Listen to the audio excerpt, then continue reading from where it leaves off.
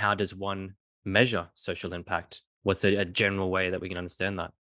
Yeah, so I'll get to that practically how we do it, but in terms of the lens of well-being and that the framework that we apply is um, we recognize that everyone has different needs and we all have coming from a different background, and so different needs to be in that best position to fulfill our potential. But if we get to that point, that overall position of living a life that we value, the measure of that is well-being. Awesome. Well, thanks for joining. I appreciate you being here. Thank you for having me, Luke. So I'd love to hear about you and Uber Social and your journey and what got you to where you are, I guess. I know it's a big question, but somewhere to start, hey? Yeah, okay. Always where to start this story. I guess my background, my professional background was in law and also the military. Hmm. And I particularly loved the military. I really kind of felt at home there. Um, but after lots of soul searching, I accepted that for me, the military, whilst really necessary, is an unfortunate part of solving social problems. And I wanted to try and be part of solving social problems before they need military intervention. So down at the root cause. So at that point, I somewhat naively crossed over into development, and I studied my Masters of Development, and I worked with charities locally and internationally. And I was quickly frustrated and quite heartbroken to discover that often at that end we're just putting a band-aid on a much bigger systemic problem.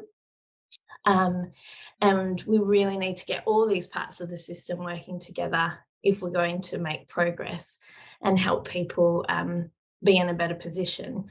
So at that point, I found myself kind of stuck, going, I don't think my future's with the military or the law at that end, but I'm definitely not a good enough person to work in a charity for the rest of my life, and we need people at that end as well.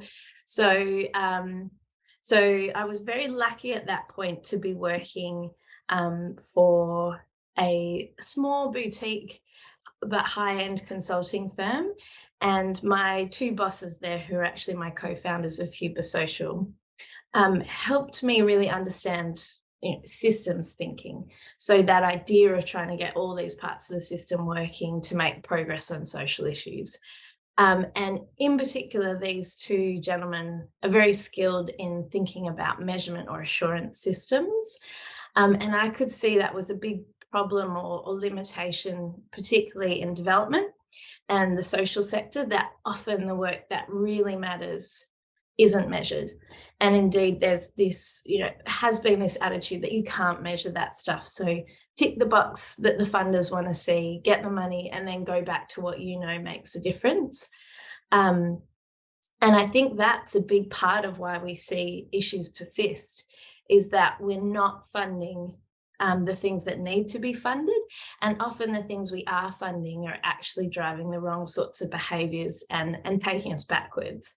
So that's why we landed on that actually measurement is a very powerful tool that could get all parts of the system working together to actually effectively solve social issues. But of course, we had to first investigate what is the work that really matters and can you actually measure it? So that began our journey over 10 years ago now, to really look into how can you measure the stuff that really matters for people to live a great life. And to explore that, we started working with a range of not-for-profits at first, so across lots of different social sectors. So we're working with youth at risk, survivors of childhood sexual abuse, victims of domestic violence, and some international development projects too. So really varied in terms of the issues they were addressing. But what we came to recognize is if you work with people, the goal is actually always the same. And that's about putting someone in the best position for them to fulfill their potential and achieve well-being. So then we came to, how do you measure it? And maybe I'll pause there because we can just keep going. But that's really the story that brought me to start Huber Social, and why we take a well-being approach to measure social impact. That's awesome. And I know it's probably a broad question, but how does one measure social impact? What's a general way that we can understand that? Yeah, so I'll get to that practically how we do it, but in terms of the lens of well-being and that the framework that we apply is, um, we recognize that everyone has different needs, and we all have coming from a different background, and so different needs to be in that best position to fulfill our potential. But if we get to that point, that overall position of living a life that we value, the measure of that is well-being. So we recognize the ultimate measure of any intervention or social impact initiative is about understanding how have you contributed to people's well-being? Have you overall had a positive shift? Because a lot of approaches around measuring social impact really go, okay, what are the outcomes you're trying to achieve for people? And let's measure them. Great, you've achieved positive social impact because we've measured these outcomes. But that comes with an assumption that those are the things that are actually needed, or they're the things that work to improve people's lives. So instead, what we're doing, checking, evaluating, is actually are those the outcomes that are necessary to contribute to people's well-being. So to measure that, we measure the overall impact in terms of people's subjective well-being. So that's someone's personal well-being, how they're experiencing their life. Because well-being is something we experience. It is subjective, ultimately. You can't really hold people up against subjective measures and say, you should be doing better. You have a roof over your head, you're educated, etc. Therefore, you're in a higher position of well-being. So, the alternative is, or what we recognize is it needs to be a subjective measure to measure overall well-being. But then we need to understand, what do people need to be in the best position? So at that point, we're measuring people's level of capability, but also their access to opportunity, because we really need both to be able to fulfill our potential. So practically what that looks like is we rely on the use of surveys. So to measure subjective well-being, we're usually using a globally recognized question set. It's called the Satisfaction with Life scale. It just has 5 questions, and that gives us an overall score for someone's subjective well-being. And that's like a lighthouse measure. How are they experiencing their life? And then secondly, we're asking them across those domains of capability and access to opportunity. How are you? So do you have hope for the future? How often are you anxious, etc.? And then we use statistics to identify what of those inputs of capability and opportunity factors have a predictive relationship with that overall score of subjective well-being. And that really reveals what are the things that are driving or matter most for people's well-being in their context right now. And that bit's really, I think, the most powerful part of the measurement, because that helps anyone that's trying to have a positive impact understand how they could do it best. And with those insights, you can cross-check, are those outcomes the right things that should be occurring? Or is there an opportunity to do something more effectively? And I suppose that you're challenging, and correct me if I'm wrong here, the presumption that science in a controlled environment can determine the outcomes or what's appropriate for someone. And what I mean by that is, like, if I were to study psychology, sometimes, and this could be a bias of mine, I'm just sharing my own opinion. Sometimes in studies it would show in a controlled group, in a controlled environment, what the outcome is. But when we get into the real world, variables ensue, right? Life happens, things happen. And if you want to go to like a tribe or a caste in India, and their life's completely different. It's not a controlled environment. It's chaotic. There's things going on. So would you say that you're challenging the assumption that a controlled environment is not the end result of what someone's life is like, the quality of their life?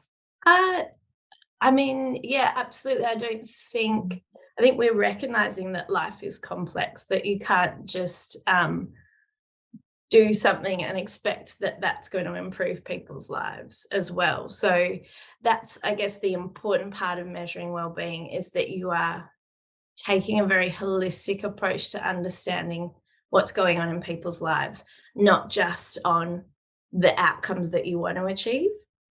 So that can, often our results will reveal that, yes, maybe you are achieving these outcomes, but these needs aren't being met. And that's why we're not seeing an overall positive shift in wellbeing, because right now, even though you're, say, providing seed and giving them financial literacy training, they need access to water. Or you've got a very high quality education program, but they need access to nutrition. So, and unless you do that, they won't be able to get the most out of the program that you're providing.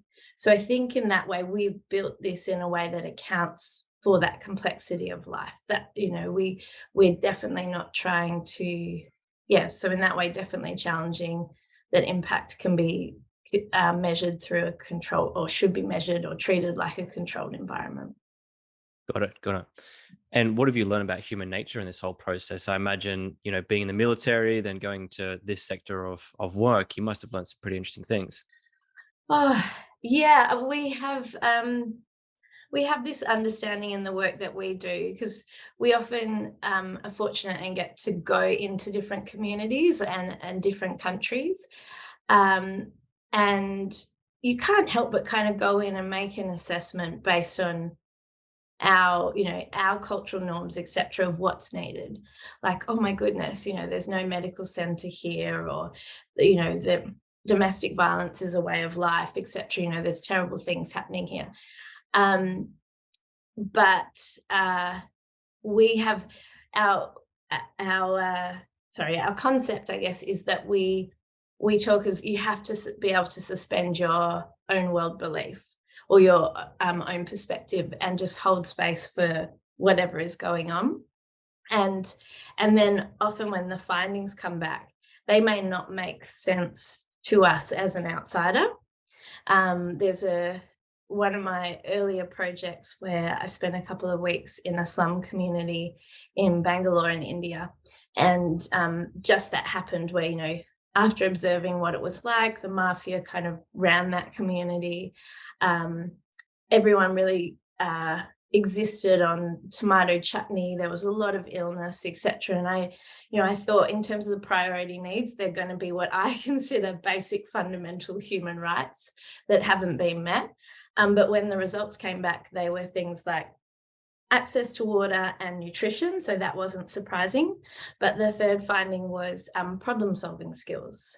So that was a priority need. And I said to the statisticians at the time, no, that must be wrong. Do it again. I've been there. Like, that can't be a priority need. And they said, no, it's actually, that got a very strong correlation with overall well-being, subjective well-being. But when we took those results back to the community, they were able to validate that and say, no, absolutely. And I am going to oversimplify, what was going on there. But what they're able to convey to me is really the history of the caste system there, that disempowered people, removed at least removed their agency, has landed these people in a position of kind of hopelessness, and that they can't solve problems in their lives when faced with it. And that has a big impact on their overall well-being.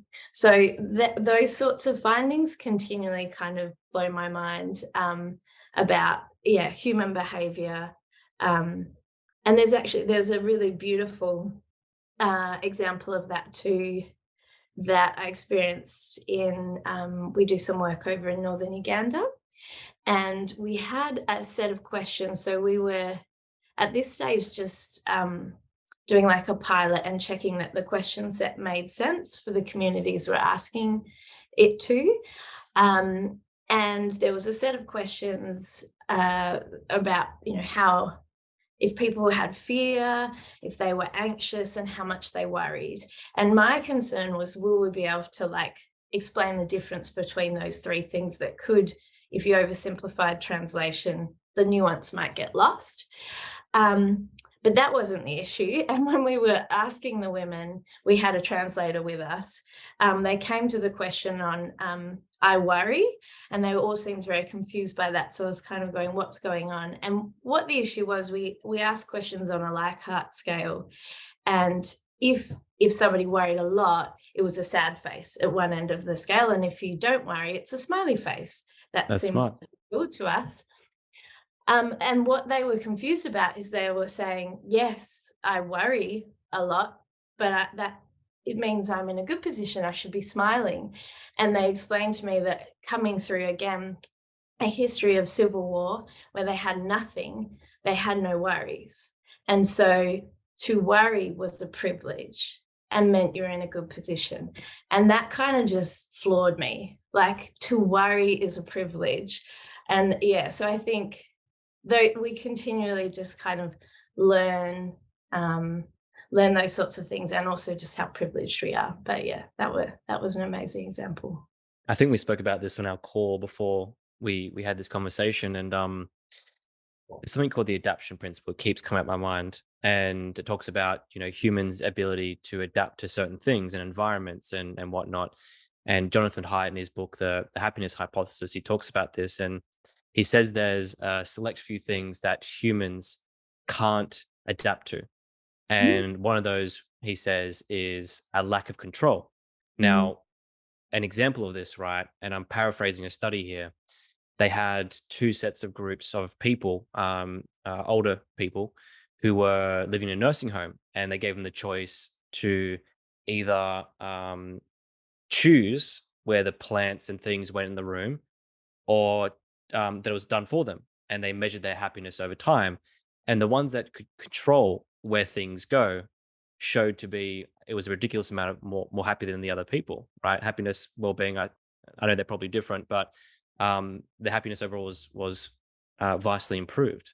So I wonder, like, what seems to me that in the India example that you gave, that mm, people, they find a way to get back into control, right? And I don't mm, mean control in like I want to control the situation. I mean in the sense of like feeling autonomy. Like mm. if I can't control my environment around me, I'm control how I solve problems. I'm control this. Has that been your experience of people?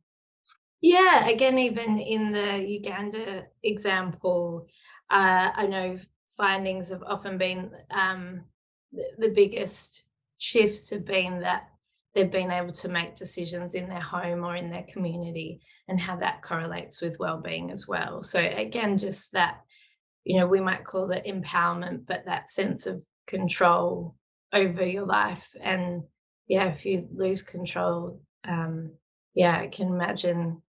I think we probably all feel that a little bit with different aspects of our lives too, like when you're under financial pressure and things, and the Reserve Bank keeps raising interest things.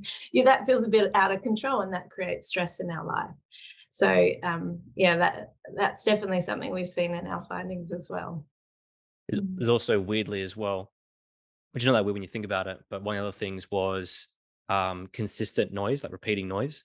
Like people who lived next to like pedestrian crossing where it makes that noise, like the doom doom doom doom, like that was something that people couldn't live with, and Could the quality or could couldn't, like it oh, decreased the quality of their life. This is what the study showed. And also, what was it? Commuting. Like people don't get used to it. They don't adapt to commuting like every single day. Like it's a slog. Um, which mm, is, I find that interesting because I think that maybe in these studies they didn't like account for people's capacity to do things about that, if that makes sense. Like mm. like people would go and buy like thicker windows or something like that to block the noise, or listen to a podcast on the way to work and things like that. I think it's just that one thing, if that makes sense. Yeah, or I wonder if the study itself made them aware of that. And they were like, yeah, I can hear that every day. That is really, and it becomes a bit of a self-fulfilling prophecy in that way. Maybe that's not the Yeah. right. But yeah, just the study itself could have brought that um yeah, realization to them. We'll always wonder with studies like that, because it's so hard to like I said, the controlled group of people doing a controlled thing. Obviously, all studies are different. I get it. Like there's complexities I'm not mentioning here. But it's like when we take someone out of their natural environment, unnatural things happen, if that makes sense. And from what I've seen. Um, like going into communities and what I've heard stories about. I haven't done it myself, but people tell me about going to communities and things. Things are very different to how they ought to be or how they should be. Yeah, yeah. Um, I'm not sure if there's any examples that come to mind of that, but yeah, I guess kind of experienced that in my own life as well. But yeah. So I wanted to ask, what is, and this is a very simple question, but I think it's relevant for anyone listening and for myself as well. What is well-being? Hmm. So we define that as being in a state where you can live a life that you value. So I'm really putting an emphasis on the subject, I guess, on you, and it's not something that should be the inputs of it can't really ever be set. We can't say, if people go meet A, B, C, D, E, F, they're in a high position of well-being, which generally is how we measure well-being. If you look at, we have different indexes in Australia, or even in New Zealand, they have the living standards framework, and they're saying, if we're high on all of this, we're in a better position of well-being. Certainly, studies reveal different things can be consistent inputs to well-being, but trying to lock it down into a set list, I think, is limiting, and also doesn't reveal the nuances of what matter to people in different contexts. So yeah, it's not an emotion, it's not happiness. It is just being in a state where you've got the capability and the opportunity to live a life that you value, and you're also able to weather the storms of life. So it's not about being happy all the time. Um, yeah, that's really how we understand well-being. Is that more that holistic state of functioning? And do you feel like if everyone, like let's say for example, it's a scale of 0 to 100, and let's say everyone in the world was on 99 out of 100 in well-being, because sometimes it's impossible to get to 100. Do you feel like there would be war with If they're countries? all in a high position of well-being. Yeah. I can't see how there would be room for it so much, no, because I think, I mean, wars come about for all sorts of different reasons, but they often endure and are fed by um, people that have been disadvantaged and left behind, and then they become vulnerable to maybe extreme ideologies or other things, and they become kind of pawns in the game of war. So if you can, that's why a lot of countries and governments around the world invest so much in development, is to stabilize communities and get them in a better position so that they're not vulnerable to be taken advantage of, and that doesn't create conflict and unrest. So um, I think that's, yeah, well-being to me is definitely the answer to that. And the only difference in there is, I guess, I'm on a bit of a personal mission to, I hate the word development, because that does imply that somebody's coming in and someone needs to be developed. And that's why I prefer, using well-being, because it's, well, if we can put someone in a position that they value and the things that are important to them, and they're in a good position of well-being, then they won't be vulnerable um, to all sorts of different influences, and yeah, whether that's war or crime or anything else. So yeah, I think well-being is the answer to being able to end war. Because if you look at history, right, when World War I happened, World War II wouldn't have occurred unless World War I happened, and World War I wouldn't have happened unless the 1870 Franco-Prussian War happened. So everything that, and this is, I think, one of the flaws in human thinking, and also one of the benefits, right? We need it, is that we often singularize or uh, specifies an event in isolation, right? Things exist in parallel with each other. And through my own studies of, history and looking at the world wars and reading about some of the characters and the figures in that war, that were huge proponents of it and who initiated it, and the response to that, it, it works in conjunction with the past, right? It leads on from one thing to another, to another, to another. And then also World War II led to, obviously I'm generalizing here myself, speaking about generalizing humans being general about timelines. Um, the other wars then occurred off that.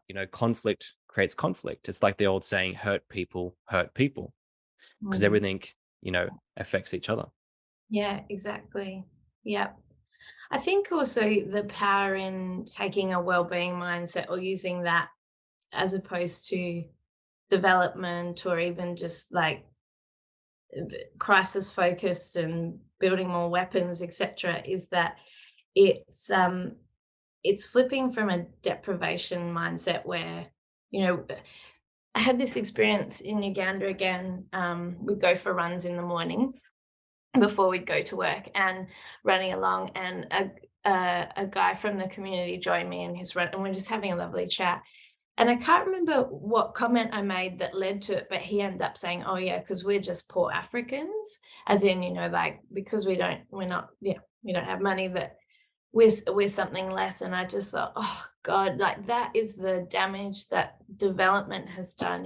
Like a lot of these communities are flooded with international aid agencies, and with wearing shirts that say, you know, I feel I don't want to there's they do lots of good work, but things like Save the Children and things, it's like someone's coming in to save your children, and it's this reinforcing that they're less, and the disempowerment that happens because of that. So well-being is more a strengths-based thing where it's saying, it's able to highlight what's important and what people are strong in different aspects and different contexts, and that it's not just development, which is typically about economic development as well. So, um, yeah, I think that's another important aspect of using or how we can address social issues, and um, is changing the language from something that's deprivation to something that's strengths based and empowering. I love that. Language is huge. Mm. So what have you, in your own like personal life, how's this changed your perspective on how you see the world? Like, I can Mm. imagine it would massively, no? Question. One thing that it's funny, when we started this 10 years ago, and we came up with our framework and we started measuring it, and I kind of couldn't quite believe that, what I mean, we're not saying we've landed on the perfect tool. We're really open to improving it. But yeah, so not having, and I think that's a good thing, is that I don't have full faith in what we have is like the end answer. So I was always reflecting, like, the way we're measuring well-being, is that right? Is that true? But Mm, over the years, as we've used the tools on ourselves, practice what we've preached, I've observed, like, in the early years of starting Cuba, you're so excited, you've got so much purpose, and your your income and all your safety nets can kind of be stripped back, but you're so, like, you're living your purpose, and that sustained my well-being well beyond, like, despite my situation of being stressed and having no income, um, and all sorts of other things that come with running a small business.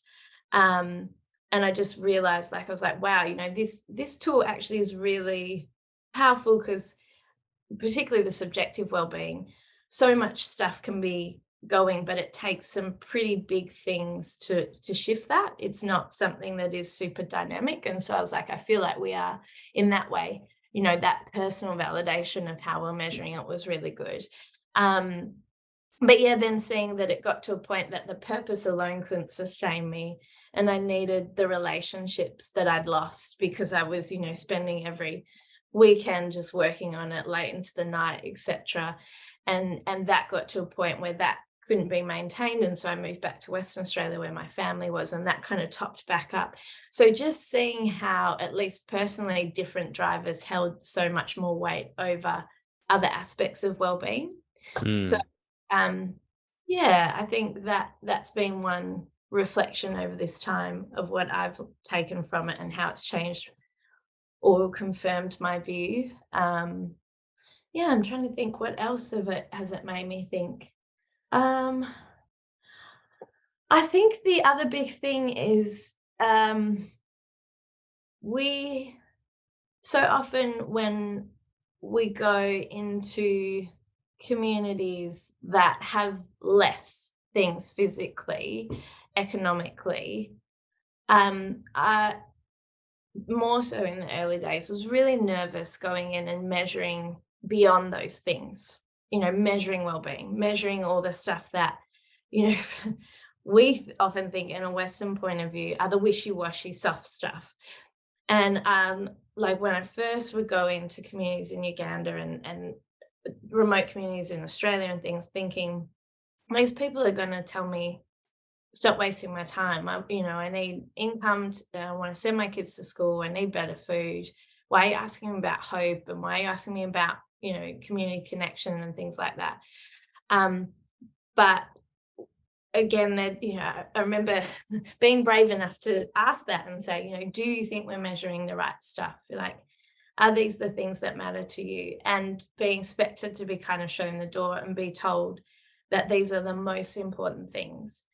And I guess learning that, when we don't have uh, all the comforts of a good life, um, all the conditions of a physically good life, I should say, that those things, our relationships, our hope, our spirituality, are the things that sustain us.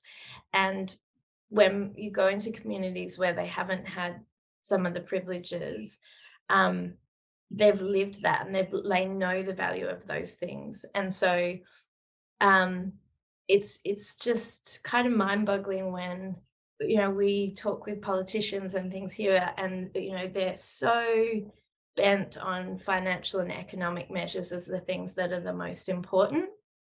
Um, and it's we know that that's one input and that's one aspect, but that's not everything to live a good life. And it's also we need to account for the other things if we're going to sustain those economic outcomes as well. So, yeah, I think that's another big takeaway from the years of measuring well-being, and seeing what truly matters Mm.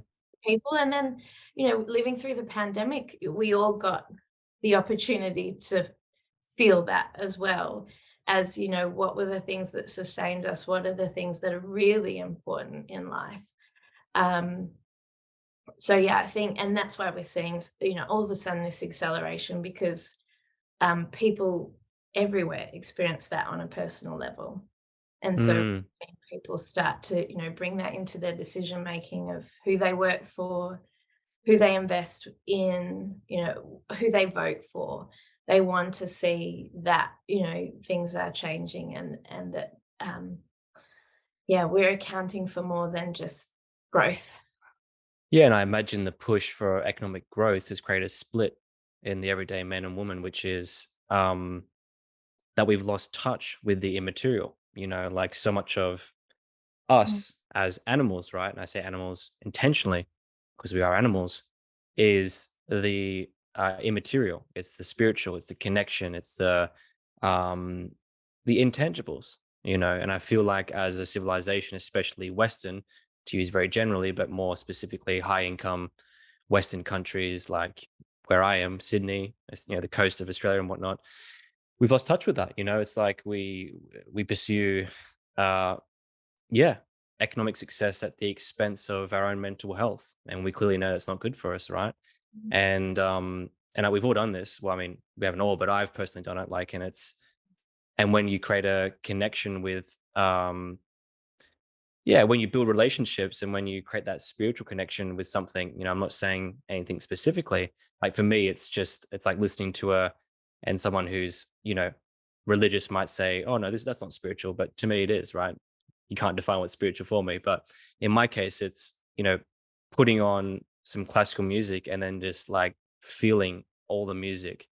mm, It's that intimate connection with someone, it's that conversation, it's that depth, it's the laughter, the fun, those kind of things are mhm, hard to measure. You can't hook your brain up, at least not right now, to, measure the serotonin in your brain. Even if you could do that, I don't think it'd be a good measure.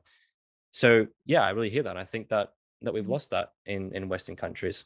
mm. Yeah, and I mean, I will say this because I would say this, I should say, because I have an organization that measures well-being, but I really think being able to measure those things and bring them into decision making is how we can start to change the system.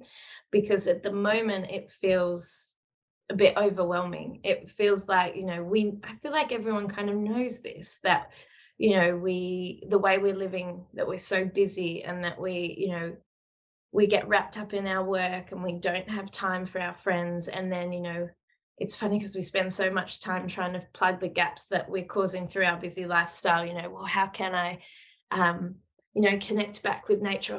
I'll pay for this one course or something, as if that will kind of fix something that's actually, we need to change our way of life. But yeah, so we get that. And it's quite overwhelming. It's like, well, how I'm kind of caught up in this big machine. So how do I change it? And I do think that through measuring well-being and bringing these things into decision making, that starts to change and shape the system, and things hopefully can kind of slow down and give us that time and that space back. It's probably a bit of it is a big journey to go on. One, it's like recognizing that we have a problem. Yeah. And you can slowly start to control it in your own world, but then there are things happening that make it really tricky. Like most families, both people have to be working to be able to afford to live now. So Hmm. that creates challenges, and you can't just all of a sudden say, okay, we'll go to a single income. So yeah, I think, like, I just don't want to kind of sit here and lament and go, we're in this whirlwind and we can't get off even though we want to. I think, like, I want to be hopeful in that and go, well, what can we do and how are we changing it? And yeah, I kind of laugh at myself because I remember when, in the early days, we were like, measurement, it's measurement. And I was like, oh God, how boring. Um, but I think it's really powerful. And I'm also the first person to really think through and challenge, can we measure all that stuff? Like, and will we ever be able to do those things justice? Maybe not, but we can certainly get closer to measuring things that matter for our lives beyond economic growth, and therefore we should. And there's great examples of where doing that really is changing things at a systems level. So we recently in Australia had a visit from the Future Generations Commissioner from the Welsh government.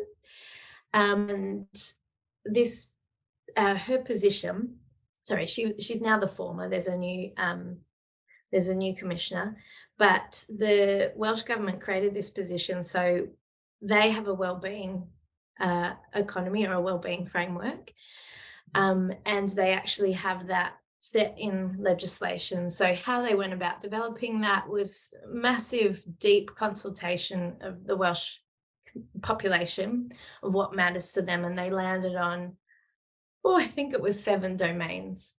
And now when government considers policy decisions or budget allocations, they have to look at the options through the lens of these 7 domains. I hope it's 7. That's Sorry. great. Sorry, Commissioner. And they have to, the option they pick has to be the one that maximizes those 7 domains. That's incredible.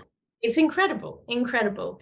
And Sophie Howe is the former Future Generations Commissioner from Wales, and she spoke about, that most of her job for the last few years has actually been kind of unpicking the mechanics of government and rewiring it to enable those decisions. So it's not just about getting that framework, because governments are working on that election cycle and stuff like that.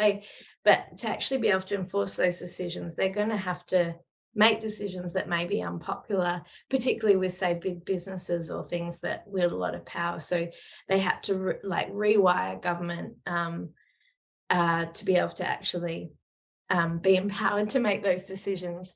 And she wielded, the Future Generations Commissioner in Wales wields a lot of power. They actually can halt laws, and they in her time, she put a moratorium on building any new roads in Wales, and instead they looked at, or they created options about creating active travel, etc. So just, that change is happening, and it's amazing, and we're really lucky to have her here in Australia, and I hope the Australian government was listening to Well, what's going. it's hard as well, right? Because that kind of change isn't, 4 years, 5 years. It's like we're talking 20, 30 years, right? At Yeah. least.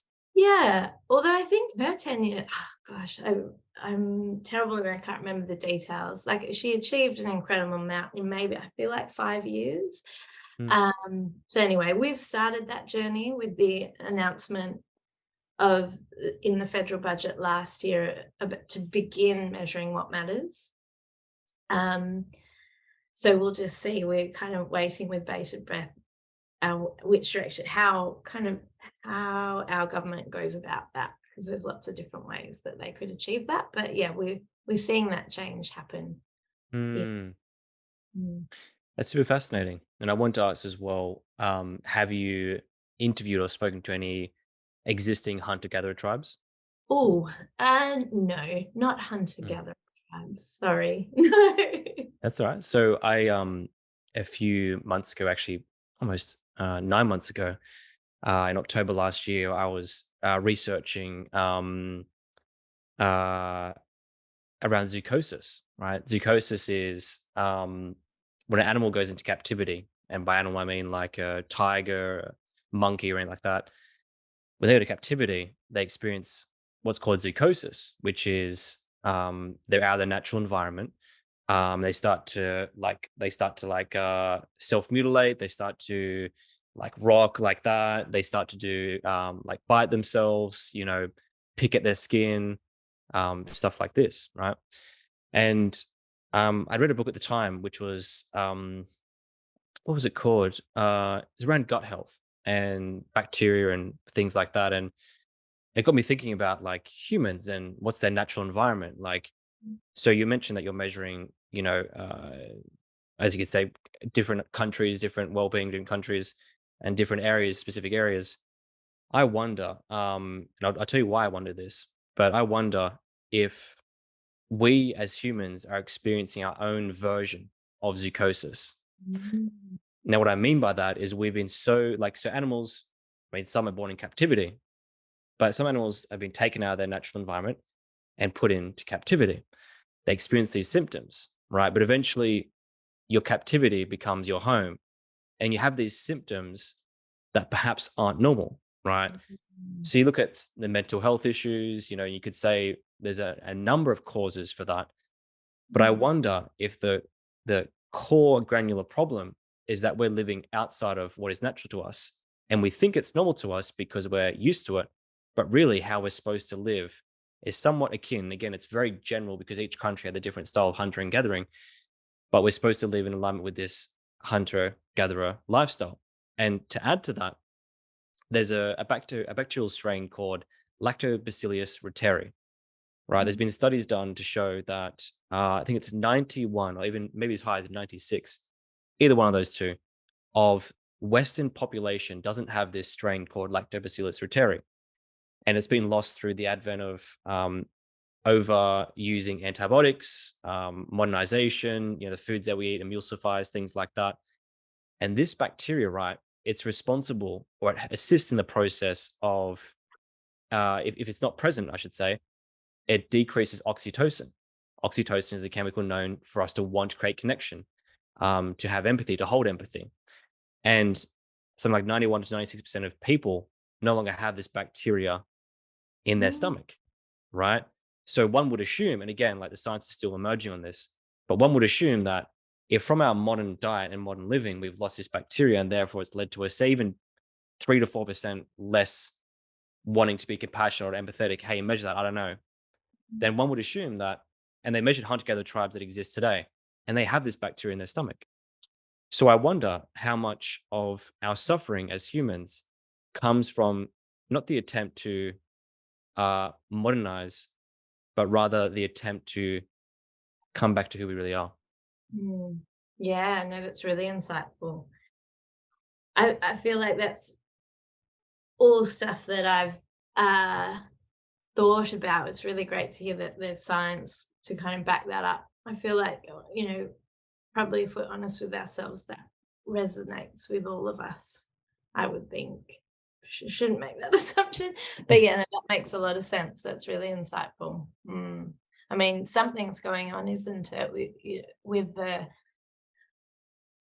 all the different diagnosis and all the different diseases that are occurring. What is causing that? Why is all these things on the rise? Autoimmune diseases, massively. Yeah, exactly. Yeah.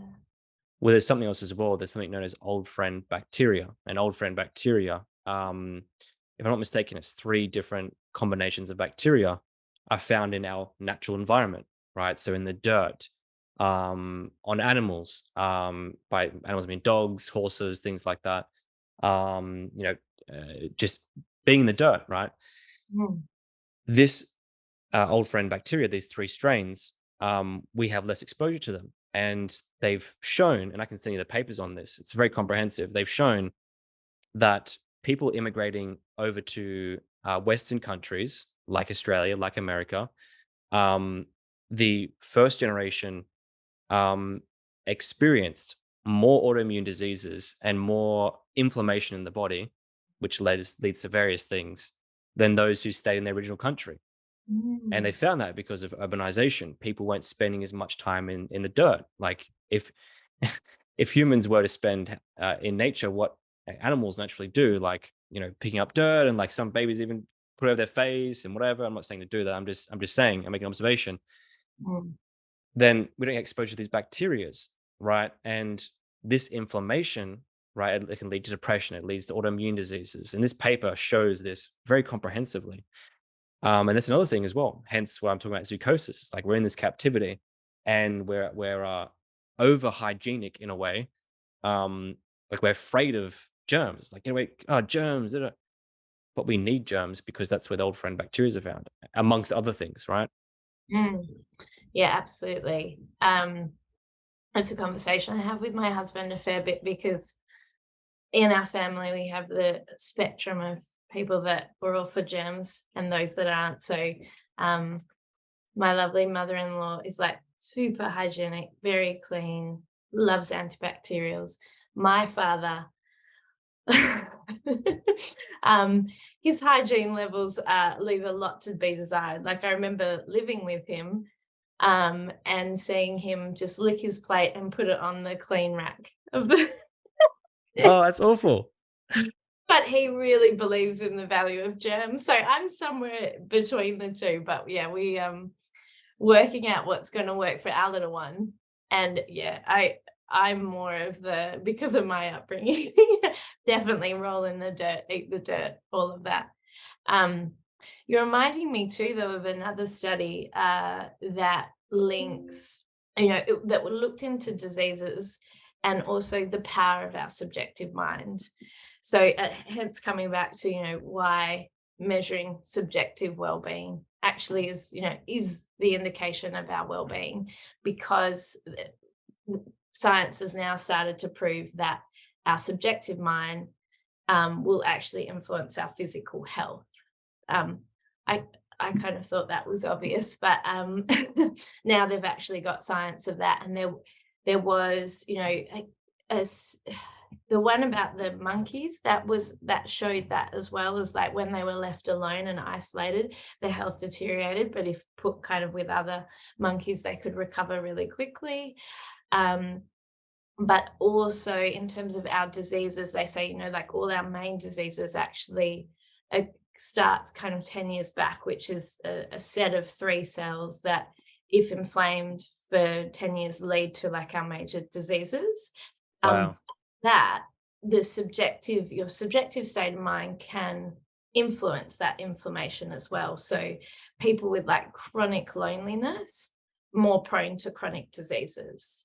Um, Whereas, people can endure in, war-torn countries and be exposed to incredible amount of pressure from external factors. But again, if they have things like purpose and will to live, that can keep them in a very positive subjective state of mind that keeps all the inflammation markers at bay. So it was just like this other kind of science coming at it to say why, measuring subjective well-being is actually a really important indicator of well-being, because subjective well-being can actually influence our physical being as well. And we all know that from experience, right? And for me, like I went through chronic health issues. Like, I mean, chronic to the point of how would you put it? On a scale of 0 to 10, I'm feeling like 0.5 out of 10.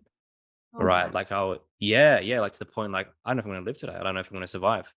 And I remember Oh, having my phone next to me and having like ready to call emergency in case something happened. But oh I my. had, yeah, like I really went through it. Like I've never it was like it literally felt like hell. And the thing for me was I had multiple gut health issues. Mm, Um and like I don't eat that bad. Like sure, this is probably part of it as well, right? Like when I was younger, I had really bad social anxiety mm, and I didn't know how to deal with that. So I just started drinking. I would drink to feel that connection with people. It's like when I was sober, I felt like, oh, I really want to just talk to this person, but I just can't. And I can't communicate who I am. And I feel like I'm not heard. And so I'm like, this is like this compressed part of me. It's like I need to speak. I need to talk. And drinking gave me that, mm, right? And later on, I learned that there is a third nervous system that contributes to your social engagement, right? And there's actually things that affect that. Long story short, I started drinking, started partying, all these things, and did lots of things that you shouldn't do. But it really affected, I'd say, my gut health. But outside of that, from 2018, I quit drinking, quit alcohol, and up to that point, I hadn't really done much. 2017 actually. And long story short, I last year a lot of stressful things happen, and as life happens, and I got to a point where I was living in a house that had mold in it, which really affected it. I was my gut was feeling funny all the time. I wake up after about an hour of sleep, and I mm, just couldn't get back to sleep. My stomach just felt really like weird. I would eat foods, I'd start spinning out like when I eat the foods. mm, Um, yeah, there was one time where I had like a hallucination, and I don't know where it came from, but I was sitting in my room as a kid from like I don't know 20 something years ago, and I'm like, what am I doing here? I'm like, and I got back to reality. I'm like, whoa, that's scary. So absolutely. yeah, it was torture. I feel like torture. But the body keeps score, right? The body's trying to tell you something. I think, that's me creating meaning out of it, right? So I went Mm, and saw someone who did what's called a GI mapping test, and they found that my villi, which is the these shaped things where the food goes into, was inflamed. My mucus, my gut lining, was compromised. It was damaged. I had an overgrowth of a bad bacteria, two bad bacterias, and also my good bacterias were disproportionate to my bad ones. So it was dysbiosis. So I'd eat foods, and then the food particles wouldn't properly digest. So then the food would go, like the food particles, like say peptides, whatever they are, would go into my bloodstream. Then my body would attack them, hence autoimmune, right? So I had leaky gut, and it's been now. I've been on this gut healing journey, health journey, and there's other things as well which I can go in detail about if you're interested. But it's been 5 months now, and I've gone from like 0.5 to like feel like 3, down to like 1, up to 5, down to 4, up to 6, 7. And as of today, I feel somewhat normal. And the reason I'm sharing this about loneliness, because when you feel 0.5 out of 10, you can barely do anything, even 4 out of 10, even 3 out of 10. So mm, I'm like wanting to connect with people, wanting to build relationships and go out and have fun and do all these things, and also wanted to work and have purpose and meaning. But I couldn't do it. I didn't have the wherewithal to do it. And that affected that as well. And it's like this cyclical thing of like inflammation in my body. But safe to say I got my way out of it in the end. mm. Slowly. Yeah, wow. Yeah, what a story. So yeah, you've definitely lived that mind body connection in a big way. And they see they it kind of goes both ways, right? Like I know. Gut brain axis. Yeah, exactly. I'm there talking about how subjective mind shapes our physical health, but yeah, all the studies on our gut health shaping our mental health as well. So yeah, well, that's good you've come through it and all the things you've learnt from it. Um, Oh, incredible. yeah. Yeah, Yeah. I had to really, like, look myself in the mirror, and there was one day there where, when you're feeling like that, you start to get a bit resentful, you start to get a bit like, "Why me?" Like, and that's kind of the breeding ground of to a degree, like, hatred. Like, it's like, "Why me?" But then I just looked at myself in the mirror, quite literally, I'm like, "What did I do to get myself in this position?" Like, if I'm really honest with myself, like, and I'm quite good at, like, like, taking responsibility for stuff, but I'm like, "No, no," like, looking back on your life, like, there's a book called The Archipelago by Alexander Solzhenitsyn, and he went to the gulags in Russia, for nothing. He didn't do anything wrong, so he thought. And he's like, I'm here. I can't do anything about it. I'm here for life, essentially. Um, I'm going to assess every single part of my life and look at how I got myself here.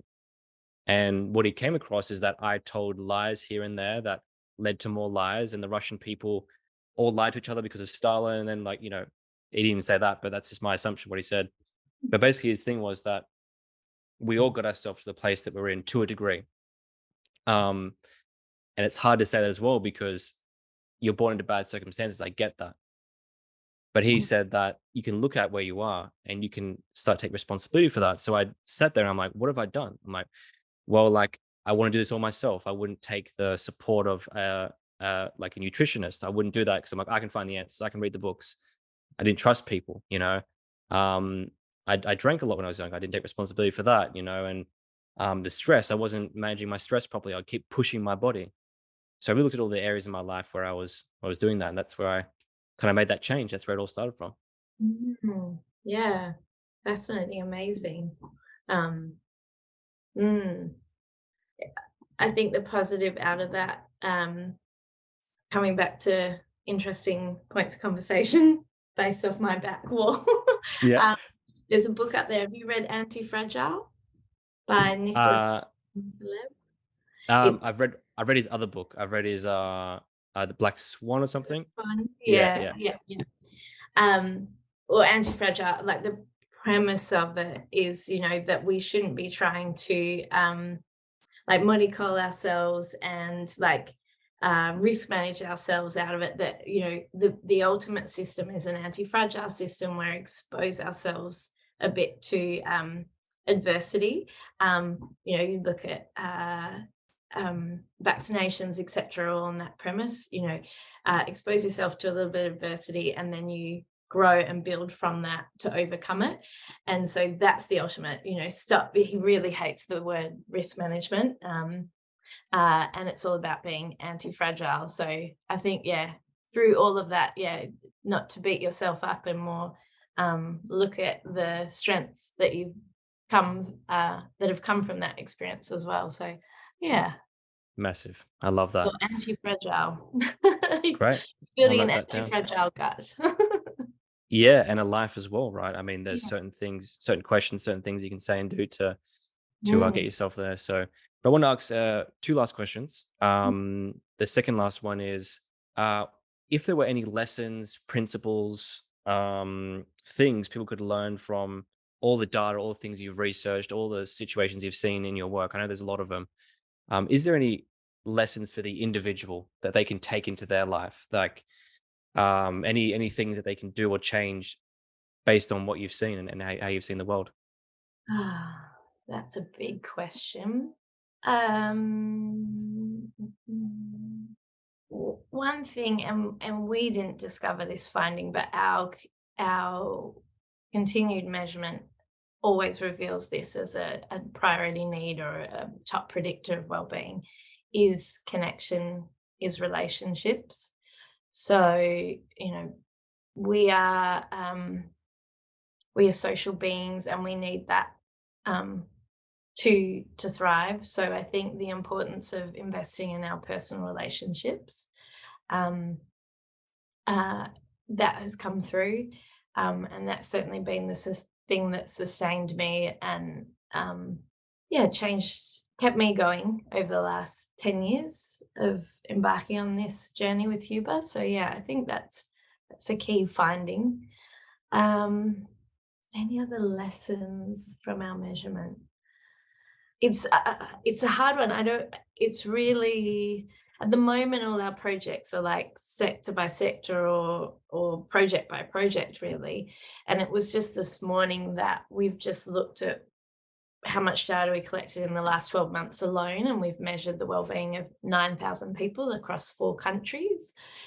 And we haven't put that all together because, there's reasons why you wouldn't. That might not necessarily reflect a very balanced sample, even if you just look at the data in Australia. However, saying that, I'm like, please can we do that? Because I want to see if there are findings Correlations. that emerge.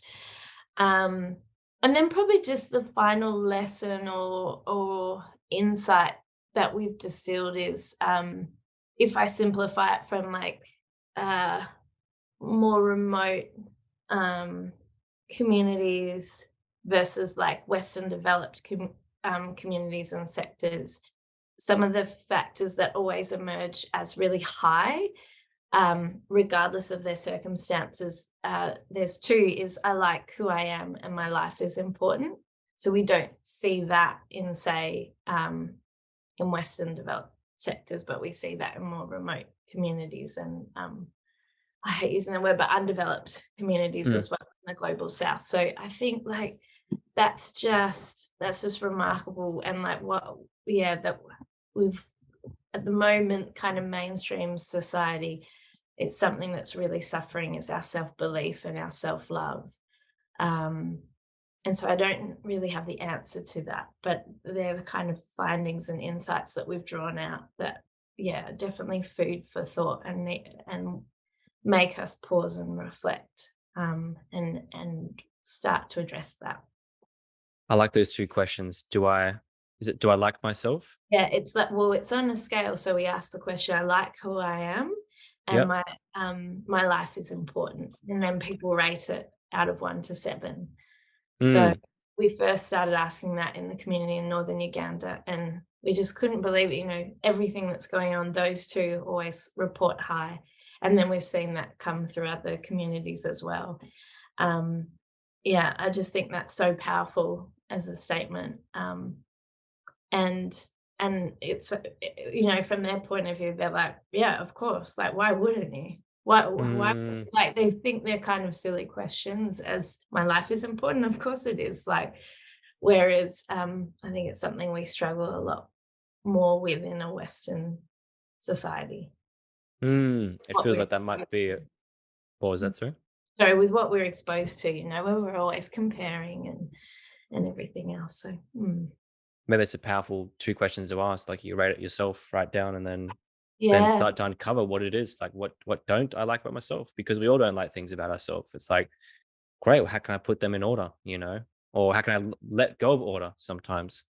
So I think that's, 2 really mm. powerful things there. So, well, I appreciate you coming on. Last question, where can people learn more about you? Yeah, best place to start is just on their website, so hubersocial.com.au. Um, and there's lots of other publications and articles on there. And then, of course, they can, through that website, reach out to us directly. And we have a ever-growing community of our consultants, but also just friends of Huber, so people that are interested in measuring well-being and social impact measurement. And we really treat that as like an open learning community, where we all kind of grow and learn from each other. So yeah, encourage people to get in contact and we can add you to that community. Awesome. Thank you so much. I appreciate you coming on. Thanks, Luke. Thank you.